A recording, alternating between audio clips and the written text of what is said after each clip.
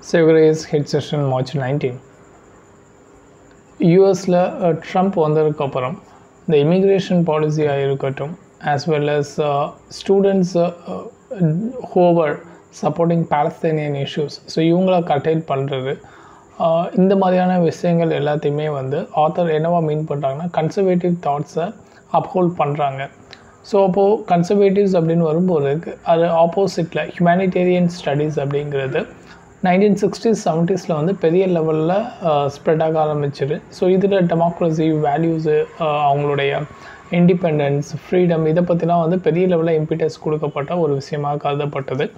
So இது 1960sல யூஎஸில் பெரிய லெவலில் ஸ்டூடெண்ட் ப்ரொட்டஸ்ட் வர்றதுக்கு இந்த மாதிரியான தீவிர சிந்தனைகள் ஒரு காரணமாக இருந்தது. இது போக வியட்நாம் வார் அப்போ யூஎஸ்க்கு அகெயின்ஸ்டாக யூஎஸ் பீப்புள் இவங்க எல்லாருமே வந்து வார்லேருந்து விட்ரா பண்ண சொல்லி பெரிய போராட்டங்களெல்லாம் முன்னெடுத்தாங்க. ஸோ அப்போ வந்து இந்த ஹியூமனிட்டிஸ் அண்ட் சோஷியல் சயின்ஸு அதாவது கைண்ட்னஸ் ஹியூமனிட்டி ஸோ இந்த மாதிரியான விஷயங்கள் வந்து பெரிய லெவலில் ரோல் ப்ளே பண்ணிச்சு அப்படின்னு சொல்லியிருக்காங்க. தென் ஃபர்தராக ஸோ இப்போ இந்த ட்ரம்ப்புடைய ரெஜிம் பொறுத்த வரைக்கும் அவருடைய ஃபஸ்ட் ரெஜிமாக இருக்கட்டும் இல்லை இப்போது உள்ள ரெஜிமாக இருக்கட்டும் ரெண்டு மேஜரான விஷயங்கள் ஆத்தரில் டிஸ்கஸ் பண்ணியிருக்காங்க. And one is the immigration especially வந்து minority vulnerable sections or the especially Islam கண்ட்ரியில் இருந்து வரக்கூடிய பீப்புளை வந்து பெரிய லெவலில் டைட்டன் பண்ணுறாங்க. அண்ட் யூனிவர்சிட்டி என்ரோல்மெண்ட்டில் அது பெரிய லெவலில் பாதிக்கும். ஸோ யூனிவர்சிட்டிஸ் என்ன சொல்கிறாங்க அப்படின்னா இந்த இமிக்ரெண்ட்ஸ் அப்படிங்கிறவங்க நாட் ஓன்லி வந்து இட்ஸ் ஒரு பேர்டன் அப்படின்னு சொல்கிறத காட்டிலும் அவங்க கண்ட்ரியோடைய innovations research and others so ஏரியாஸில் வந்து பெரிய லெவலில் ஒரு இம்பிட்டஸாக வந்து இருக்காங்க. ஸோ அப்படிங்கிற மாதிரியான ஒரு பாயிண்ட் ஆஃப் வியூ இருக்குது. ஸோ ரெண்டாவது ப்ராப்ளம் என்னென்னா இப்போ ஒன்று இமிக்ரேஷனால யூனிவர்சிட்டிஸ் அந்த இதெல்லாம் பாதிக்கப்பட்டு ரெண்டாவது விஷயம் that is the bro Palestinian protest. இப்போ அதிகமான ப்ரோ பாலஸ்தீன் ப்ரொட்டஸ்ட் வந்து லாஸ்ட் பிடன் அட்மினிஸ்ட்ரேஷனாக இருக்கட்டும் ட்ரம்ப் பிகினில் வரதுக்கு பிஃபோராக இருக்கட்டும் இந்த மாதிரியான விஷயங்கள் நடந்துச்சு. பட் இப்போ பார்த்திங்கன்னா ஸ்டூடெண்ட்ஸ் வந்து பயப்படுறாங்க because of the stubborn action taken by the Trump administration. So இவங்களுக்கு விசா கட் பண்ணுறது இல்லை ஃபர்தராக நிறைய ரெஸ்ட்ரிக்ஷன்ஸ் போடுறது ஸோ இதனாலலாம் இருக்கிறதுனால யாருமே வந்து முன் வர மாட்டேங்காங்க. ஸோ ஓவராலாக யூரோப்பாக இருக்கட்டும் இல்லை யூஎஸ்ஸாக இருக்கட்டும் இந்த கன்சர்வேட்டிவ் சென்டர் அவங்களுடைய தாட் ப்ராசஸ் ஐடியாலஜி வந்து பெரிய லெவலில் ஒயிட் ஸ்ப்ரெட் ஆகுது.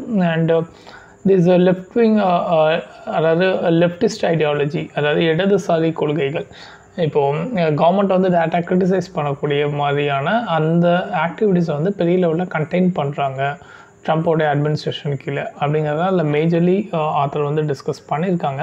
ஸோ இப்போது ரீசெண்டாக சேஞ்ச் இன் இந்த அவங்களுடைய policy regime that is America first approach அவர் ஃபஸ்ட்டு வரும்போதும் சரி இல்லை நிறைய ட்ராவல் பேன் போட்டதாக இருக்கட்டும் யூஎஸ் மெக்சிகோ இடையில் சுவர் எழுப்புனராக இருக்கட்டும் இது எல்லாமே கைண்ட் ஆஃப் ஒரு பாப்புலிஸ்ட் ஐடியாலஜியை வந்து முன்னெடுத்து கொண்டு போகிறாங்க யூஎஸ் அப்படிங்கிறது தான் இவர் மீன் பண்ணியிருக்கேன். Also the nationalist. So populist and nationalist அப்படிங்கும்போது அவங்களுடைய பீப்புள் அவங்களுடைய நாடு அப்படிங்கிற மாதிரியான ஒரு எண்ணத்தை மட்டுமே முன்னோக்கி கொண்டு போகிறது. இது வந்து அல்ட்ரா நேஷ்னலிசம் அப்படின்னு சொல்லலாம். தட் இஸ் அல்ட்ரா நேஷ்னலிசம் அப்படின்னா நாங்கள் தான் வந்து த சுப்பீரியர் அப்படிங்கிற மாதிரியான ஒரு ஆட்டிடியூடு. ஃபார் எக்ஸாம்பிள் ஜெர்மனியில் நாசி ஸோ ஹிட்லருடைய அந்த கிளைமே பார்த்திங்கன்னா நாசிஸ் தீஸ் பீப்புள் வேர் தி அப்பர் அந்த ஆரியன் ரேஸ் அப்படின்னு சொல்லியிருப்பார் மூத்த குடிமக்கள் அப்படின்ட்டு. ஸோ அதுதான் இரண்டாம் உலகப் போருடைய ஒரு ஆரம்ப புள்ளியாகவே வந்து கருதப்பட்டிருக்கும். Okay, so these are the very small crux of this article. Next போயிடலாம். Okay, so BSNL has been dialing the wrong consultant. Okay, so இதில் ஆர்டிக்கல் என்ன பேசியிருக்காங்க அப்படின்னா இந்த போஸ்டன் கன்சல்டன்சி குரூப் இவங்க கூட வந்து பிஎஸ்என்எல் வந்து ஒரு அக்ரிமெண்ட் மாதிரி சைன் பண்ணியிருக்காங்க. ஸோ எப்படி அவங்களுடைய எஃபிஷியன்சி எல்லாம் இம்ப்ரூவ் பண்ணணும். ஸோ இட்ஸ் அதாவது அவங்களுடைய ஆர்கனைசேஷனுடைய எஃபிஷியன்சியை இம்ப்ரூவ் பண்ணுறதுக்கான ஒரு setup that is outsourcing அந்த research and ideas and everything. இதில் ஆத்தர் வந்து நாட் ஓன்லி பிஎஸ்என்எல் ஒரு கேஸ் ஸ்டடியாக வச்சுட்டு ஓவராலாக பப்ளிக் செக்டர் யூனிட்ஸ் எல்லாமே பார்த்திங்கன்னா பெரிய லெவலில் அவுட் சோர்சிங் வந்து கொடுக்காங்க. இந்த கன்சல்டேஷன் ஃபார்ம்ஸ் அப்படிங்கிறவங்க அதில் பெரிய லெவலில் பெனிஃபிட் ஆகிறாங்க.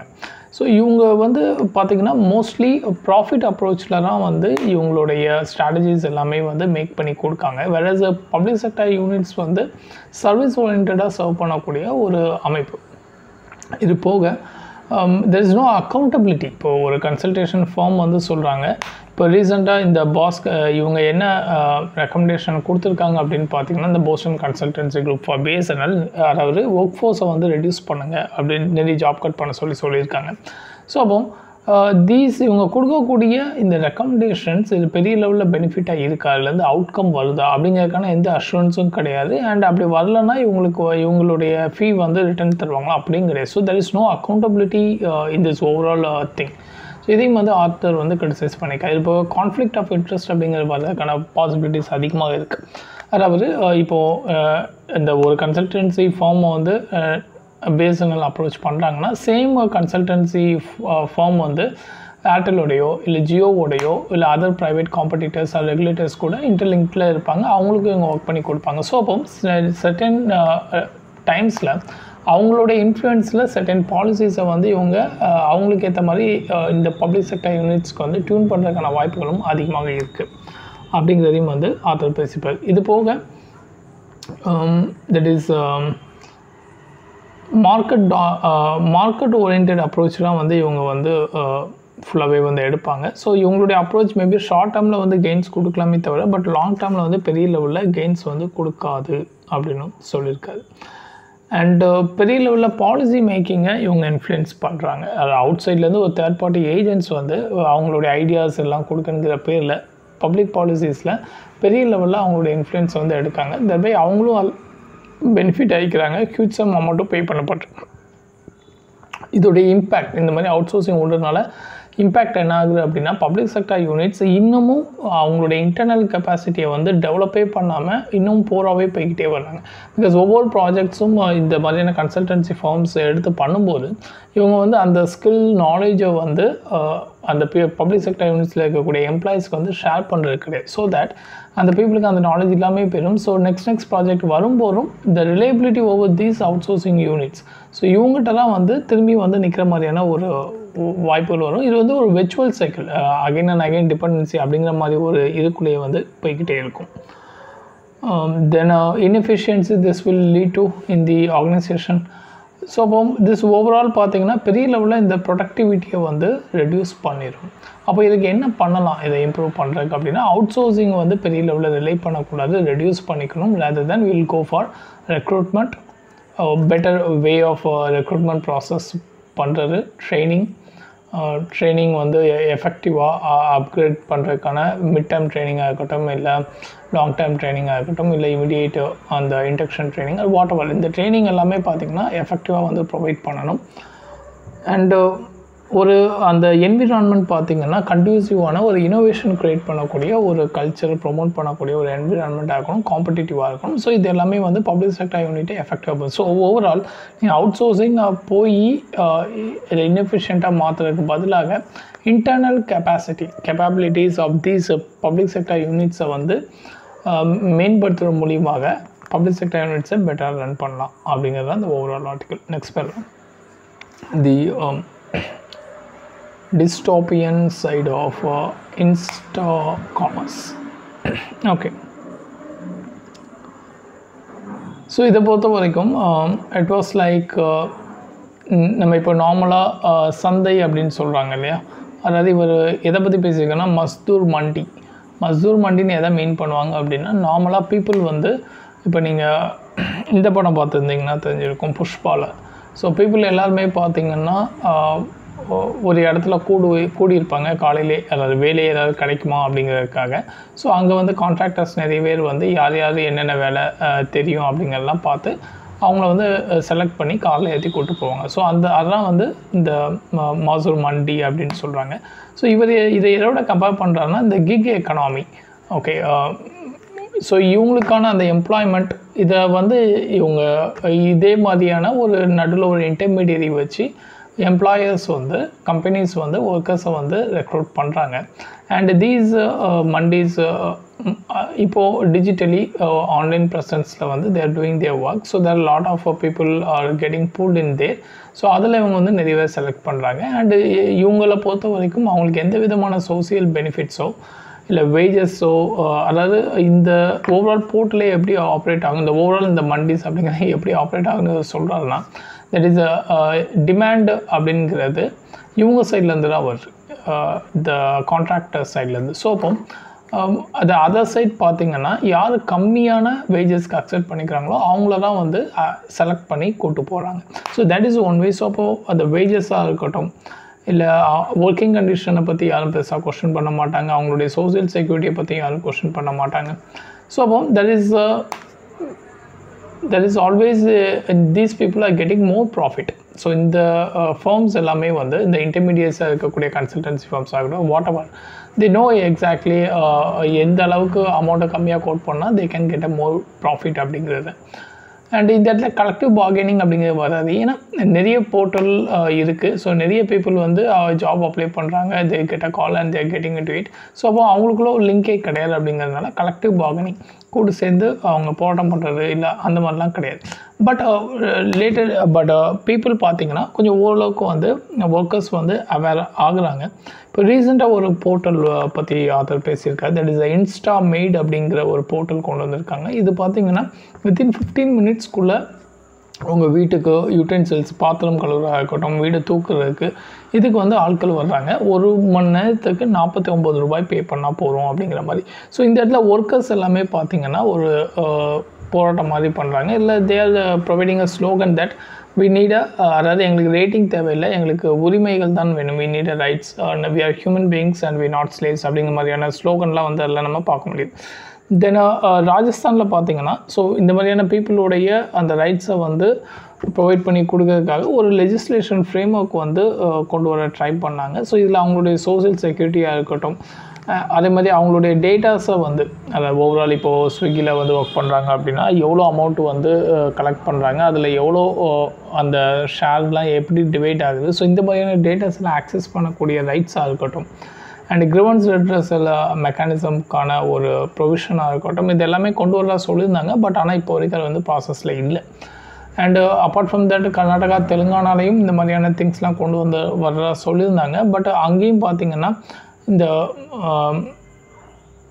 நாஸ்காம் அண்டு சிஐஐ இந்த மாதிரியான ஒரு இந்த இண்டஸ்ட்ரீஸோடைய ஒரு கூட்டமைப்பு இவங்களுடைய பேச்சுவார்த்தைக்கு அப்புறம் பெரிய லெவலில் இந்த கிக் ஒர்க்கர்ஸ்க்கான அந்த ஸ்கீம்ஸ் வந்து ஃபார்வர்டில் வந்து மூவ் ஆனே பண்ண அப்படின்னு சொல்லியிருக்காரு. ஃபர்தராக கர்நாடகா கவர்மெண்ட் பார்த்திங்கன்னா ஒரு மினிஸ்டரியல் கமிட்டி ஒன்று ஃபார்ம் பண்ணியிருந்தாங்க டு டெலிபரேட் தீஸ் இன்புட்ஸ், இவங்களுக்கு என்னென்ன மாதிரியான விஷயங்கள் தேவைப்படுது அப்படின்னு. பட் பில் பார்த்திங்கன்னா கடைசி வரைக்கும் பாஸ் ஆகவே இல்லை. அண்ட் இந்த கமிட்டியில் ஒன் ஆஃப் த மெம்பர் பார்த்திங்கன்னா ஹூ இஸ் த அதில் சைன் பண்ண ஒரு மெம்பர் பார்த்திங்கன்னா சிஐஐ சார்பாக அவர் சைன் பண்ணியிருந்தார். அவர் யார் அப்படின்னா இந்த யூனிகானுடைய அவர் வந்து யூனிகான் ஃபோரம்ஸ் அர்பன் கம்பெனி அப்படிங்கிறதுடைய ஃபவுண்டர். ஸோ இவர் வந்து ரீசெண்டாக அவுட் சைடில் வந்து என்ன டாக் பண்ணியிருந்தார் அப்படின்னா இந்த இன்ஸ்டா மேட் அப்படிங்கிற ஆப்பை வந்து அப்ரிஷியேட் பண்ணி பெரிய லெவலில் பேசியிருந்தார். பட் இங்கே வந்து தேர் சப்போர்ட்டிங் ஃபார் திஸ் பீப்புள் அப்படிங்கிற மாதிரி டபுள் கேம் ஆடுறாங்க அப்படிங்கிற மாதிரியும் ஆத்தர் வந்து இதில் கிரிட்டிசைஸ் பண்ணியிருப்பாங்க. ஸோ ஓவரால் இதோடைய கரெக்ட்ஸ் என்னென்னு பார்த்தீங்கன்னா இந்த கிக் ஒர்க்கர்ஸ் அப்படிங்கிறவங்க அவங்களுக்கான உரிமைகள் வந்து எந்த பில்ஸும் வந்து பெரிய லெவலில் வந்து அவங்க உரிமைகளை வந்து மீட்டெடுக்கலை. லேபர் மார்க்கெட் அப்படிங்கிறது எக்ஸ்ப்ளாய்டேட்டிவாக இருக்குது அப்படிங்கிறது தான் டிஸ்கஸ் பண்ணியிருக்காங்க. நெக்ஸ்ட் பேர்லாம் கேரளா ட்ரக்குடைய யூசேஜ் வந்து ரொம்ப அதிகமாகிடுச்சு. லாஸ்ட்டு 3 இயர்ஸில் பார்த்திங்கன்னா ரொம்ப அதிகமாகிடுச்சின்னு சொல்கிறாங்க. இதை கேரளா ஹைகோர்ட் வார்ன் பண்ணியிருக்காங்க. கவர்னர் வந்து யூனிவர்சிட்டி வைஸ் சான்சலரை கூப்பிட்டு ஸ்டூடெண்ட் ட்ரக் யூசேஜை வந்து ரெகுலேட் பண்ண சொல்லியிருக்காரு. ஈவன் அங்கே இருக்கக்கூடிய ஹையர் எஜுகேஷன் டிபார்ட்மெண்ட் லவ்வத்தான் கேம்பெயின் அப்படிங்கிற ஒரு கேம்பெயினையும் முன்னெடுத்திருக்காங்க. தென் சீஃப் மினிஸ்டர் சப் இன்ஸ்பெக்டர்ஸை கூப்பிட்டு இந்த ட்ரக் ட்ரேட்ஸ் எல்லாத்தையும் கம்ப்ளீட்டாக கண்ட்ரோல் பண்ணணும்னு சொல்லியிருக்காங்க. ஸோ இது எந்த ஆக்டு கீழே வந்து பார்த்திங்கன்னா narcotics drug and psychiatric substance act 1985 கீழே வருது. ஸோ இந்த ஆக்ட் பொறுத்த வரைக்கும் இது கீழே ஃபைல் பண்ணப்பட்ட கேசஸ் அப்படின்னு பார்த்தோன்னா ஆல்மோஸ்ட் ஒரு 5695 வந்து 2000ல. பட் 2004ல் பார்த்தீங்கன்னா இட் இஸ் 2021 ப்ரீவியஸ்லி. இப்போ 2024ல் வந்து இட் வாஸ் 30,000 கேசஸ் வந்து ஃபைல் ஆகிருக்கு. அதிகமான ட்ரக் யூசேஜ் உள்ள ஸ்டேட்ஸ் அப்படின்னு பார்த்தீங்கன்னா கேரளா, பஞ்சாப், மகாராஷ்டிரா, தமிழ்நாடு, உத்தரப்பிரதேஷ். இதில் மகாராஷ்டிரா 2023ல் செகண்டாகவும், பஞ்சாப் வந்து 2024ல் செகண்டாக வந்திருக்கு. கேரளா தான் ஆல்வேஸ் ஃபஸ்ட்டு. ஸோ கேரளாவில் பார்த்தீங்கன்னா 1,00,000 பீப்புளுக்கு வந்து 78 கேசஸ் வந்து ஃபைண்ட் அவுட் பண்ணுறாங்க. பஞ்சாபில் 30, மிச்சம் எல்லாமே வந்து பிலோ 25 அதெல்லாம் கன்சிடர் பண்ணப்பட்டு. ஸோ கேரளாவில் பொறுத்த வரைக்கும் அட்லீஸ்ட் 500 கேஸாவது 2022ல் வந்து ஃபைண்ட் அவுட் பண்ணியிருக்காங்க. அண்ட் இப்போது செகண்ட் பிளேசஸ் லைக் இப்போ மும்பை, இப்போ மகாராஷ்டிராவில் மும்பை பார்த்திங்கன்னா அதிகமான ட்ரக் யூசேஜ் பண்ணுறாங்க, 80%. பெங்களூரில் பார்த்திங்கன்னா 63%. So in Karnataka. பட் கேரளாவில் என்ன ஒரு காம்ப்ளிகேஷன் அப்படின்னு பார்த்திங்கன்னா இட் இஸ் ஒயிட் ஸ்ப்ரெட். இந்த மாதிரி பர்டிகுலர் சிட்டி தான் அதிகமாக கான்ட்ரிபியூட் பண்ணுது அப்படின்னு சொல்ல முடியலை. Because it is white spread all over the cities அப்படின்னு சொல்கிறாங்க. மோர் அதாவது எந்த டிஸ்ட்ரிக்ட்டுமே 10%க்கு மேலே வந்து அந்த ட்ரக் யூசேஜ் டோட்டலாக இல்லை. So that means it is white spread அப்படிங்கிறத அங்கே வந்து மீன் பண்ணுறாங்க. ஸோ ஓவராலாக இந்த NTPS ஆக்ட் இது கீழே பார்த்திங்கன்னா 2 ப்ரொவிஷன் இருக்குது. ஒன்று ட்ரக் வந்து ப்ரொசஸ் பண்ணுறது, அவங்க கையில் வச்சுருக்குது அவங்களுடைய யூசேஜுக்காக. இன்னொன்று டிராஃபிக்கிங்காக ட்ரக் வந்து யூஸ் பண்ணுறது. ஸோ இதில் அதிகமான கேசஸ் வந்து கேரளாவில் இந்த 94% பார்த்திங்கன்னா ட்ரக் வந்து அவங்களுடைய பொசஷனுக்கு வந்து யூஸ் பண்ணுறதுல தான் கைதாகிறாங்க அப்படிங்கிறதையும் ஆத்தர் வந்து சொல்லியிருக்காரு. Okay, fine. நெக்ஸ்ட் பண்ணலாம். So high base effect. So இப்போது எக்ஸ்போர்ட் அண்ட் இம்போர்ட்டு இப்போ ரீசெண்டாக பார்த்தீங்கன்னா ரெண்டுமே வந்து டவுன் ஆகிருக்கு. இப்போ இம்போர்ட் வந்து ஒரு 16%, எக்ஸ்போர்ட் வந்து 10% டவுன் ஆகிருக்கு. ஆக்சுவலாக இட் இஸ் குட் பிகாஸ் இம்போர்ட்லாம் அதிகமாக டவுன் ஆகிருக்கு. So trade surplus. பட் ஆனால் இது ஜென்ரலி இம்போர்ட் மட்டும் குறைஞ்சி எக்ஸ்போர்ட் கூடுனுச்சுன்னா that is good for economy. But இது சைமல்டேனியஸாக ரெண்டுமே வந்து குறைஞ்சிருக்கு. இதுக்கு என்ன ரீசன் பார்த்தீங்கன்னா ட்ரம்ப்போடைய அந்த ரெசிப்ரோக்கல் டேரிஃப். அதாவது இந்தியா வந்து ஆல்மோஸ்ட் ஒரு 17% டேக்ஸ் போடுறாங்க, யூஎஸ் வந்து 3.3% டேக்ஸ் போடுறாங்க.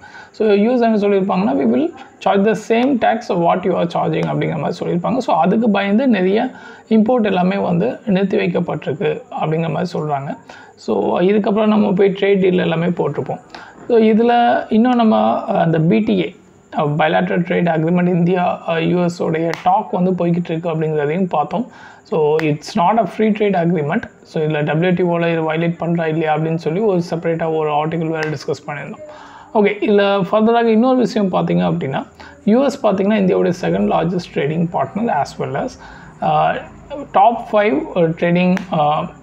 ட்ரேடிங் கண்ட்ரீஸில் பார்த்தோன்னா நம்ம யூஎஸ்ல தான் சர்ப்ளஸ், அதாவது ட்ரேட் சர்ப்ளஸ் வந்து நம்ம ப்ராஃபிட்டாக வந்து போயிட்டு இருக்காது. அதிகமாக எக்ஸ்போர்ட் பண்ணுறோம், இம்போர்ட் கம்மி தான். ஸோ இப்போ இன்னும் கொஞ்சம் இம்போர்ட் வந்து குறைஞ்சிருச்சு. ஈவன் கோல்டாக இருக்கட்டும் இல்லை ஆயில் இம்போர்ட்டாக இருக்கட்டும். அதனால தான் இப்போ கோல்டோடைய ப்ரைஸ் எல்லாமே வந்து பீக்கில் போயிட்டு இருக்குன்றாங்க. ஃபர்தராகவே ஆத்தர் வந்து ட்ரேட் டைவர்சிஃபிகேஷனை பற்றி பேசுகிறாரு. யூஎஸை மட்டுமே நம்பி இருக்கக்கூடாது, நிறைய அதிகமான இது பண்ணக்கூடாது அப்படின்ட்டு. ஃபார் எக்ஸாம்பிள் ரஷ்யா பார்த்திங்கன்னா 1% தான் நம்ம வந்து ஆயில் இம்போர்ட் பண்ணிட்டு இருந்தோம் before Ukraine war. But after that பார்த்திங்கன்னா இந்த வெஸ்டர்ன் சாங்ஷன் எல்லாத்தையும் தாண்டி இப்போ நம்ம 40% வந்து க்ரூட் ஆயில் வந்து இம்போர்ட் பண்ணிகிட்டு இருக்கோம். அதே மாதிரி சைனா கூட பார்த்திங்கன்னா எக்ஸஸான ட்ரேட் வந்து நிறைய இம்போர்ட். இந்தியாவுடைய தேர்டு ட்ரேட் டெபிசிட் பார்த்திங்கன்னா சைனா கூட நம்ம வந்து about 1/3 of the India's trade deficit வந்து சைனா கூட தான் வந்து நம்ம வச்சுருக்கோம். அண்ட் UK கூடயும் பார்த்திங்கன்னா ட்ரேட் டெபிசிட்லாம் 3% அரௌண்ட் அப்படிங்கிற மாதிரி ஆத்தர் சொல்லியிருக்காங்க. தேங்க்யூ.